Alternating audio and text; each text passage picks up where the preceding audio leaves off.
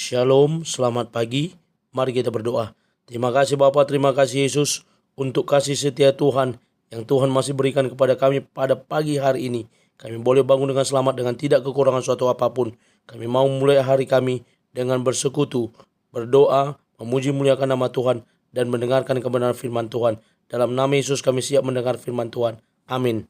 Sapaan rohani buat kita pada pagi hari ini, Minggu 20 Oktober 2024, saya ambil dari kitab Roma pasal yang ke-12 ayat yang pertama.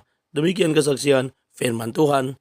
Karena itu, saudara-saudara, demi kemurahan Allah, aku menasihatkan kamu, supaya kamu mempersembahkan tubuhmu sebagai persembahan yang hidup, yang kudus, dan yang berkenan kepada Allah.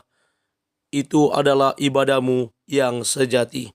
Ibadah yang sejati. Ibu bapak saudara terkasih dalam nama Tuhan kita Yesus, NN berkata, ibadah memberikan 1001 kebaikan bagi dirimu, membuatmu unggul dari segala bidang. Benar saja, sebagai orang yang beribadah, tentunya kita akan dimampukan untuk bergerak atau melakukan banyak hal di segala aspek, di segala bidang. Karena apa?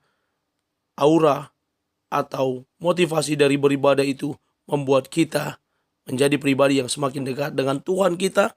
Dengan beribadah, kita semakin tahu bagaimana melakukan banyak-banyak kebaikan.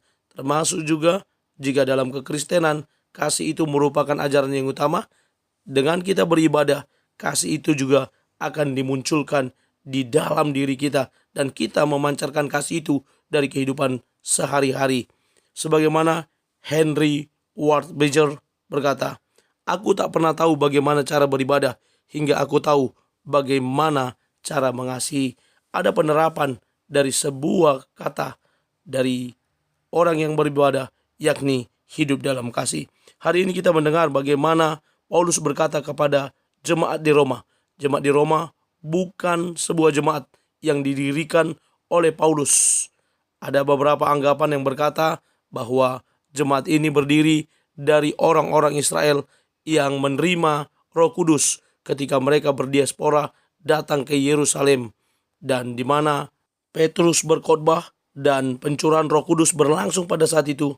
Mungkin mereka inilah yang mendirikan jemaat di Roma. Ibu bapak saudara terkasih, jelas sekali pesan dari Paulus, demi kemurahan Allah aku menasihatkan kamu supaya kamu mempersembahkan tubuhmu sebagai persembahan yang hidup, yang kudus, dan yang berkenan di hadapan Allah.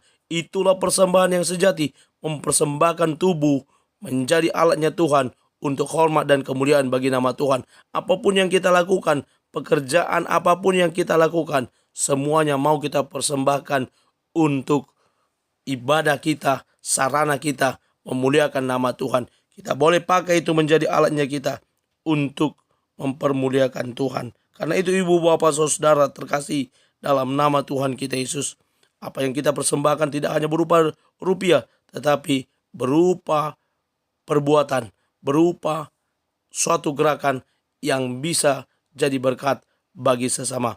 Mari kita mulai hari ini dengan dorongan kasih kita kepada Tuhan yang mau mempersembahkan hidup kita sebagai persembahan yang hidup. Amin. Kita bersatu dalam doa. Terima kasih Bapa untuk firman-Mu. Mampukan kami menjadi pelaku kebenaran firman Tuhan. Dalam nama Yesus kami berdoa. Amin. Selamat beraktivitas dan selamat beribadah nantinya. Tuhan Yesus memberkati. Shalom.